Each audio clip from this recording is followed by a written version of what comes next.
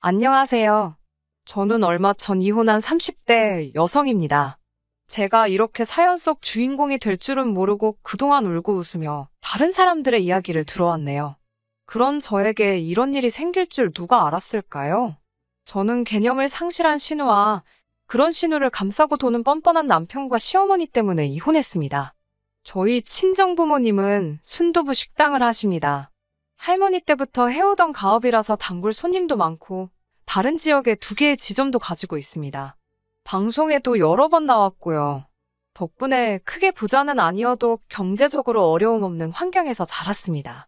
친정부모님은 제가 원한다면 언젠가 이 가게를 물려주겠다 하셨고 저도 3대에 걸친 순두부 식당의 주인이 된다는 게 굉장히 의미 있는 일처럼 느껴졌기에 기꺼이 그렇게 하겠다고 했습니다. 가게를 좀 더 체계적으로 운영하고 싶었던 저는 고등학교 졸업 후 대학교에 진학하여 경영학을 전공하게 되었어요. 확실히 그동안 부모님이 어떻게 장사를 해오셨는지 눈으로 실물을 익힌 상태에서 경영학이란 이론을 배우니 머릿속에 쏙쏙 들어오더군요. 성적이 좋아서인지 대학을 졸업할 무렵 교수님께서 저에게 좋은 기업에 지원을 해보거나 대학원에 진학하는 것은 어떻겠냐고 물어보셨습니다. 하지만 그 무렵 친정어머니 건강이 갑자기 안 좋아지셨기에 식당을 이끄는 것 외의 선택은 사치일 뿐이었어요. 결국 대학교를 졸업한 후 본격적으로 친정아버지를 도와 식당 일을 하게 되었습니다. 시간이 흘러 서른을 앞두고 있던 연말, 대학 동기들이 한번 모이자고 하더군요. 그렇게 모처럼 자리가 만들어졌는데 거기서 남편하고 오랜만에 마주하게 되었습니다. 학교 다닐 때는 그다지 가까운 친구가 아니었기에 졸업 후에는 그 어떤 연락도 주고받은 적 없던 사이입니다. 하지만 그날따라 우연히 옆자리에 앉게 되면서 이런저런 이야기를 나누게 되었는데 말이 잘 통하더군요. 대부분의 동기들이 이 차를 간 대신 저와 남편은 인근 카페에 가서 음료를 마시며 계속 대화를 이어가게 되었네요. 그 이후로 저희는 2주 가까운 시간 동안 거의 매일같이 연락하며 지냈습니다. 그리고 얼마 지나지 않아 남편이 저에게 여자친구가 되어달라고 하더라고요. 남편은 많이 긴장을 했는지 꽃다발을 든 두 손을 덜덜 떨고 있었는데 그 모습이 진실되게 느껴져 고백을 받아주게 되었습니다. 당시 남편은 저희 순두부 가게에서 멀지 않은 곳에 위치한 중소기업을 다니고 있었어요. 월급이 많지는 않았지만 복지도 좋고 일도 너무 힘들지 않아서 좋다고 하더라고요. 사실 연애를 시작했을 때만 해도 결혼까지 생각한 사이는 아니었기 때문에 남편의 벌이나 씀씀이에 대해선 크게 생각해보지 않았습니다. 그러다 사귄 지 1년쯤 되었을 무렵 남편이 저에게 청혼을 해왔어요. 그렇게 본격적으로 결혼 이야기가 오가게 되었네요. 결혼을 준비하면서 비로소 남편의 재정 상태에 대해서 알 수 있었습니다. 대학교를 졸업한 뒤 바로 직장 생활을 시작한 남편이었기 때문에 솔직히 제 나름대로 어느 정도 모아둔 돈이 있을 거라고 생각했습니다. 당시 저도 대략 5천만 원 정도의 적금이 있었고요. 이 적금은 제가 부모님 식당에서 일을 배우며 받은 월급을 모은 돈이었어요. 부모님과 함께 살면서 부모님 가게에서 일을 배우다 보니 크게 돈 나갈 일이 없기도 했고요. 여러모로 친정 덕을 본 셈이네요. 반면에 남자친구는 고작 2천만 원을 모아뒀더라고요. 솔직히 처음에 그 이야기를 듣고는 마음이 복잡하더라고요. 돈의 액수를 떠나 돈에 대한 남편의 경제관념이 염려스러웠기 때문이에요. 남편은 마치 제 머릿속을 읽기라도 한 듯이 그 이유를 설명하더라고요. 남편에게는 몇 년 전 혼자 되신 어머니와 정신적으로 정말 산만하기 짝이 없는 6살 어린 신우가 있었습니다. 시아버지는 공사장에서 임무로 일하시다 불의의 사고로 돌아가셨는데 그때 나온 보험금과 합의금 등으로 시어머니와 신우가 살아가고 있다고 했습니다. 당시 신우는 고등학교를 졸업한 후 대학 진학 대신 취업을 선택했다고 해요. 하지만 어찌된 일인지 한 직장에 반년 이상 진득하니 붙어있지 못했고 그 이후로는 눈에 띄게 무기력해졌다고 해요.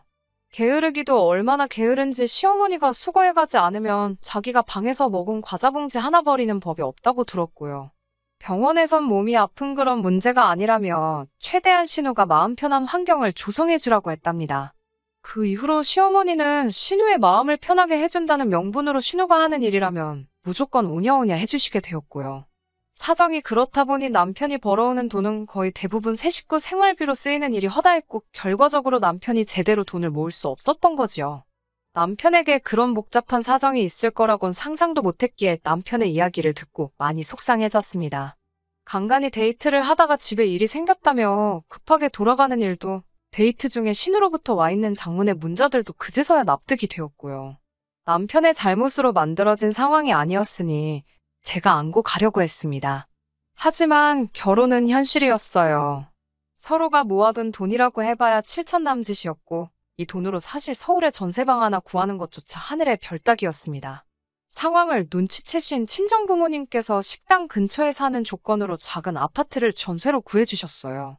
이 집에 살면서 허투루 돈 쓰지 말고 모아서 집 사서 나가라고 하시더군요. 친정부모님의 도움 덕에 결혼에 있어서 큰 시름을 덜 수 있었습니다. 그렇게 결혼식을 올리고 처음 1년은 별탈 없이 지냈습니다. 그럼에도 불구하고 제가 이혼을 결심하게 된 건 시댁과 얽힌 몇 가지 사건들 때문이에요. 신혼여행에서 돌아오고 한두 달 정도 지났을 무렵 친정 아버지께서 저에게 그러시더군요. 이제 식당도 당신 없이 잘 돌아갈 것 같고 친정어머니와 두 분이서 시골에 내려가서 살고 싶으시다고요. 그렇게 제가 식당의 대표를 맡게 되었고 친정부모님은 은퇴를 하게 되셨습니다. 친정아버지에게 큰 의지를 했었던 건지 친정부모님의 빈자리가 너무 크게 느껴지더라고요. 서운하고 걱정스러운 마음을 달랠 길 없던 그때 시어머니께서 저를 호출하셨습니다. 시어머니께서 부르시면 보통은 부탁을 많이 하셔서 돈 이야기인가 아니면 뭐 갖고 싶은 게 있으시단 소리를 하시려는 건가, 그런 거면 전화로 하셔도 되지 않나 등 별 생각을 다 하며 시댁에 갔던 기억이 지금도 생생합니다. 시댁에 도착하니 신우도 같이 있더라고요. 시어머니는 전에 없이 다정하고 인자하신 표정을 하신 뒤 양손으로 제 손을 잡으시곤 식당은 어떤지 물어보셨습니다. 제 친정부모님 소식을 듣고 제가 안쓰러워서 그러시는가 보다 싶어서 순간 정말 감동받았습니다. 하지만 사람 이야기는 역시 끝까지 들어봐야 아는 거더라고요. 사업이라는 게 아무래도 혼자서 하려면 어렵지 않겠냐며 그래서 다들 가족을 찾는 거라고 운을 띄우셨습니다. 남편은 진작에 식당 일엔 관심이 없다 했었고 시어머니도 그 사실을 잘 알고 계셨기에 왜 이런 말씀을 하시나, 혹시 당신이 하고 싶으신가 그런 생각이 들더라고요. 그런데 갑자기 시어머니께 신우를 보며 저에게 어떠냐고 물으셨습니다. 제가 떨떠름한 표정으로 아가씨를요? 하고 되묻자 친자매처럼 서로 의지하고 일하면 보기도 좋고 또 식당에 젊은 여자 둘이 있으니 남자 손님들도 더 많이 오지 않겠냐는 거예요. 시어머니의 황당한 발상에 어이가 없어서 저희가 무슨 술집도 아니고 그런 건 별 상관이 없다고 돌려서 말씀드렸습니다.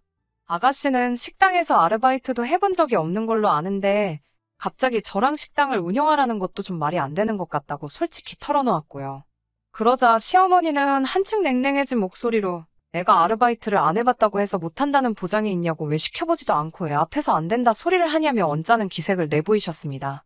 저는 계속 안 된다 버티고 시어머니는 치사하다 어쩌다 너는 내 딸은 네 가족이라고 생각을 안 하나 보다 등 별 억지스런 소리만 늘어놓으시고 결국 서로 별 소득 없이 저는 집에 돌아왔습니다. 남편에게 이야기를 하니 남편은 부탁조로 이번 한 번만 져주듯이 받아주면 안 되겠냐고 묻더라고요. 제가 식당 일에 얼마나 진심이고 열심히 해왔는지 알만한 사람이 그렇게 나오니 누구 하나 내 편이 없다 싶었습니다. 남편은 신우가 처음부터 저런 성격이었던 건 아니라며 아는 사람 그러니까 저와 함께 일하면 저런 증세가 나아질 수도 있을지 모른다고 기회를 주라고 하더군요. 남편에게 짜증이 나긴 했지만 미운 사람 떡 하나 더 주는 심정으로 한 달만 시켜보겠다고 했습니다. 운영은 가당치는 않고 일단 나와서 서빙이라도 해보라고요. 남편은 서빙이란 말에 약간 실망한 눈치긴 했지만 그래도 알겠다고 고맙다고 하더군요. 그런 일이 있고 이틀 뒤부터 신우가 제 식당으로 출근을 하기 시작했습니다. 분명히 서빙이라고 말을 했는데 신우가 떡하니 카운터에 자리를 잡더라고요. 거긴 제 자리고 신우는 앞치마 입고 테이블부터 닦으라고 하니까 또 군소리 없이 하긴 하더군요. 근데 행동이 어찌나 느린지 테이블 하나 닦는데 10분은 걸리는 눈치였습니다. 꼼꼼한 게 아니라 말 그대로 느릿느릿 속 터져 죽겠더라고요.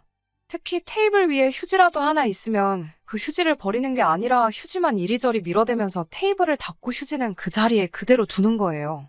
아가씨, 쓰레기는 버려가면서 하려니까 나중에 누가 쓸지도 모른다는데 어이가 없어서 실소가 다 나왔습니다. 하지만 이런 것 때문에 제가 화가 난 건 아닙니다. 정말 화가 난 건 신우가 출근하고 2주일 정도 지나서 알게 된 사실 때문입니다. 사실 이런 일을 예상하고 제가 식당 내부를 녹화한 영상을 돌려본 건 아니에요. 가게 서비스 관리 차원에서 임의로 며칠을 골라 직원들의 일하는 모습이나 이런저런 것들을 확인하는 건 저와 아버지의 오래된 일과 중 하나거든요. 그리고 그 덕분에 충격적인 사실을 알게 되었습니다. 제가 점심을 먹으러 가거나 잠깐 볼 일이 있을 때 카운터를 비우는 경우가 있어요. 그러면 손님들은 카운터 앞에 있는 금고 같은 곳에 돈을 직접 넣고 가십니다. 카드 결제는 직원 누구나 도와드릴 수 있고요. 그런데 신우가 손님들에게 현금을 직접 받아서 주머니에 넣는 장면이 몇 번 보이더라고요. 설마 싶은 마음으로 끝까지 신우만 주시하며 영상을 두세 차례 돌려봤지만 그 돈을 신우가 금고에 넣는 장면은 보이지 않았습니다. 당연히 저에게 주지도 않았고요. 황당하고 어이가 없더군요. 고민 끝에 이 영상을 남편에게 보여주었습니다. 남편도 황당하고 창피한지 저에게 미안하다고 하더라고요. 당장 아가씨 머리를 다 밀어버리겠다며 분노를 하기도 했고요. 저는 시어머니께 이 일을 알려야 할 것 같다고 했고 남편도 그러는 편이 좋겠다 하여 시댁을 찾아갔습니다. 그날은 식당이 문을 닫는 날이었기 때문에 신우도 집에 있었습니다. 신우가 저에게 무슨 일로 왔냐고 묻는데 순간 신우에게 먼저 어찌된 일인지 자초지종을 물어보는 게 먼저겠다는 생각이 들더라고요. 신우 방에 들어가 영상을 보여주었습니다. 그러자 신우는 당황한 듯한 목소리로 저에게 언니가 월급을 안 줘서 그랬다는 겁니다. 제가 한 달도 일을 안 했는데 무슨 월급을 말하는 거냐니까 저도 금고에서 돈을 가져가지 않냐는 거예요. 저는 그 식당 주인이기도 하고 제가 금고에서 돈을 꺼낸 이유는 식재료 결제 대금이었거든요. 어처구니가 없어서 주인인 저랑 아가씨랑 갔냐고 물었습니다. 아가씨가 하는 말은 점점 더 기가 차더라고요. 자기는 공동운영자라고 듣고 일을 하게 된 거라며 말도 안 되는 억지를 부렸습니다. 결국 시어머니께 영상을 보여드리며 저는 신우를 저희 가게 아르바이트생 정도로 생각하고 있다고 말씀드렸습니다. 사회생활 경험이 필요한 것 같아 기꺼이 기회를 주었을 뿐이라고요. 하지만 이런 식으로 저와 이야기도 없이 손님 돈을 받아 챙겼다는 사실을 안 이상 저희 가게에 나오게 할 수는 없다고도 이야기했습니다. 그러자 시어머니는 신우에게 왜 그랬냐며 한마디 하시고는 저에게 공동운영자인 줄 알고 그랬다 하니 이번 한 번만 넘어가 달라고 하셨습니다. 그러면서 저에게 월급은 얼마나 생각하고 있었냐고 물으시길래 아까도 말씀드렸다시피 아르바이트생 그 이상도 이하도 아니고 하루에 보통 4시간 정도만 나오신다 했으니 100만 원 정도 생각하고 있다고 말했습니다. 그러자 신우가 한 달에 100만 원이냐며 말도 안 된다고 자긴 그럼 안 하겠답니다. 안 한다는 사람 사정에서 일하라 할 생각도 없었기에 그럼 하지 마시라고 하니까 시어머니께서 저더러 너무 인색하다며 제 친동생이어도 그러겠냐고 따지시더군요. 저에게 뭘 맡겨놓으신 것도 아닌데 너무 당당하게 따지시니 오히려 순간 제가 뭘 잘못하기라도 한 줄 알았네요. 저는 시어머니께 엄밀히 말하면 지금 신우가 절도의 횡령을 한 거나 마찬가지라고 제 손에는 지금 증거도 있다고 저 자극하지 마시라 했습니다. 그제서야 시어머니는 저에게 방에 들어가서 이야기하자며 저를 데리고 안방으로 향했습니다. 신우는 뭐가 그렇게 잘났는지 저를 뚫어지게 노려보며 씩씩거리고 있었고요.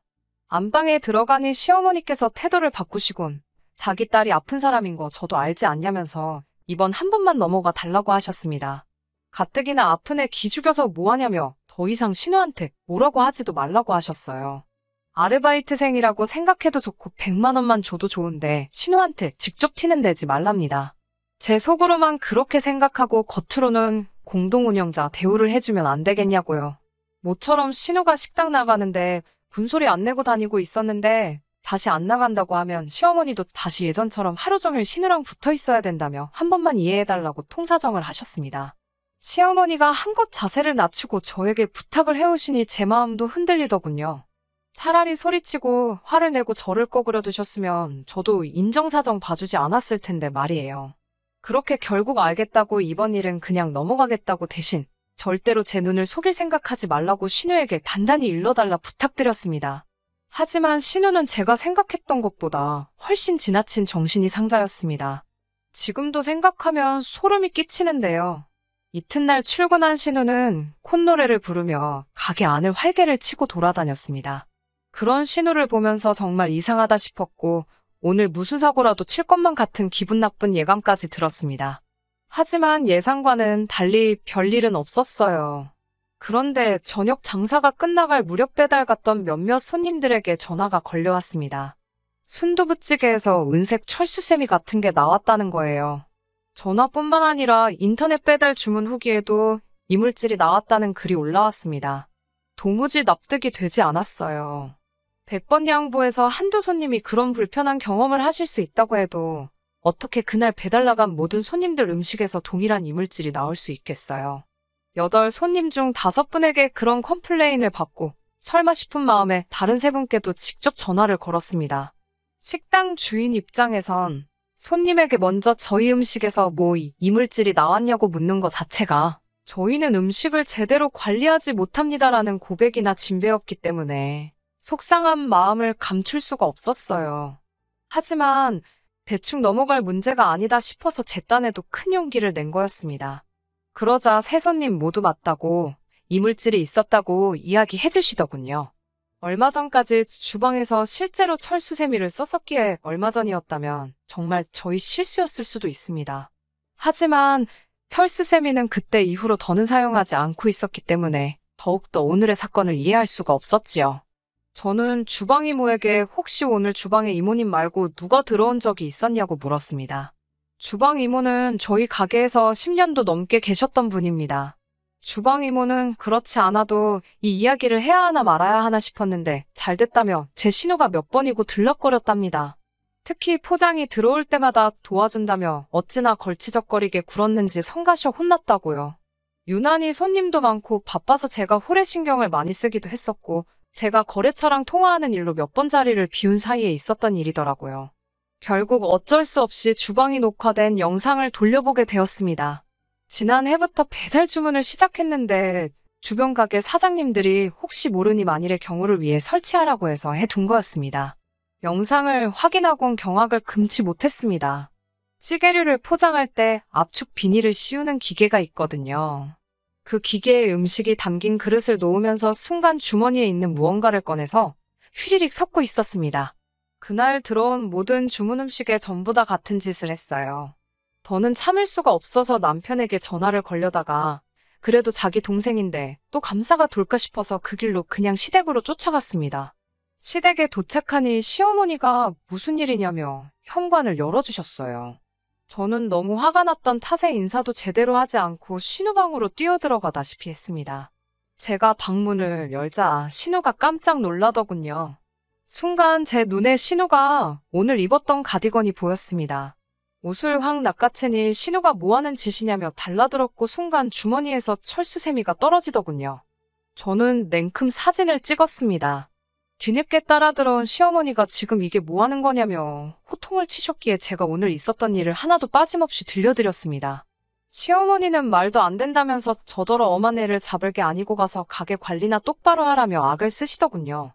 제가 또 다시 영상을 들이미니 신우가 깜짝 놀라더군요. 사실 주방을 찍는 건 아무도 몰랐을 거예요. 주방 이모님과 저만 아는 비밀이었거든요. 신우가 이렇게 동의 없이 다른 사람 영상을 찍으면 안 되는 거 모르냐고 초상권 침해라는 말도 안 되는 소리를 짓거려댔습니다. 아가씨는 일전에는 절도에 횡령까지 하더니 이제는 영업방해에 사기까지 한 거나 마찬가지라고 맞받아쳤어요. 법적인 지식은 둘 다 없었으니 일단 아는 건 다 던졌습니다. 그러자 신우가 또 겁을 먹었는지 눈물을 뚝뚝 흘리면서 제가 자기를 무시하고 망신을 줘서 그랬다며 이건 다 제 탓이라네요. 뻔뻔한 신우의 태도에 경악을 금치 못하던 그때 남편이 시어머니의 호출을 받은 건지 시댁에 왔습니다. 남편은 저에게 일단 그 영상은 다 지우고 이야기하자길래 제가 미친 거 아니냐고 이게 다 증거인데 지우긴 뭘 지우냐고 화를 냈습니다. 그러자 남편은 저에게 진작부터 네가 우리 가족 무시하는 건 알고 있었다며 그래도 그렇지 나이 어린 신우를 이렇게 몰아붙이면 되는 거냐고 저더러 너무하다더군요. 그제서야 이 인간도 내 편이 아니구나. 남편이 남의 편이라더니 그 말이 진짜라는 걸 알겠더군요. 결국 저는 이틀 뒤 변호사를 찾아 신우를 고소했습니다. 시어머니와 남편에게도 신우를 고소했다 이야기했고 남편에게는 곧 이혼 소송을 시작할 거니 소송하기 싫으면 적당히 합의하고 끝내자고 했습니다. 남편은 처음에는 소송할 테면 하라고 그럼 네 재산반은 자기 거라는 말도 안 되는 소리를 하더라고요. 그래서 자기가 기여한 거 하나도 없고 다 친정부모님이 나한테 주신 거니 개꿈 깨라고 했습니다. 며칠 뒤 남편도 어디 가서 알아볼 만큼 알아봤나 봅니다. 자기가 잘못했다며 신우정신머리도 따끔하게 고쳐놓을 테니 적당히 하고 그만하라더군요. 하지만 그 며칠 동안 제 마음은 차게 식은 상태였고 머리는 더 냉정해진 상황이었어요. 그리고 얼마 지나지 않아 신우가 식당에 찾아와 죄송하다고 사과를 하더군요. 자기가 내켜서 하는 건지 시켜서 온 건지 알 길은 없었지만요. 저는 그렇게 미안하면 신우가 쓰는 소셜미디어에 반성문을 써서 올리라고 했습니다. 그 정도 배짱도 없이 그런 짓을 한 거는 아니겠죠라고 무르니 입술을 꽉 깨물고는 저를 또 쳐다보더군요. 정신 못 차렸네 싶었지만 저도 사실 가게 일 때문에 바쁘고 더 이상 끝나버린 이 집안 식구들이랑 시간 낭비는 하기 싫었습니다. 결국 남편은 이혼 서류에 사인하고 빈몸으로 나가는데 동의했습니다. 동생 간수나 잘하고 살라고 덕담도 한마디 해줬네요. 시어머니 말씀대로 믿을 만한 가족과 같이 제 식당을 운영해 나갈 수 있었다면 얼마나 좋았을까요? 그나마 다행인 건 신우가 약속대로 반성문을 올렸고 그날 배달을 시켰던 손님들도 다시 재주문을 해주셨다는 거예요. 저도 지금은 혼자 된 현재를 어느 정도 즐길 수 있게 되었고요. 전 남편 소식은 솔직히 잘 모르겠습니다. 저랑 이혼하면서 동기들하고도 연락을 끊고 잠수를 탄 것 같더라고요. 동기들은 제가 왜 이혼했는지 다 알고 있고, 그래서 전 남편이 돌아올 자리는 더욱 없을 것 같긴 하네요. 끝까지 들어주셔서 감사합니다. 오늘의 사연은 여기까지입니다. 구독과 좋아요, 알람 설정 부탁드리고 더 좋은 사연으로 다시 찾아뵙겠습니다. 감사합니다.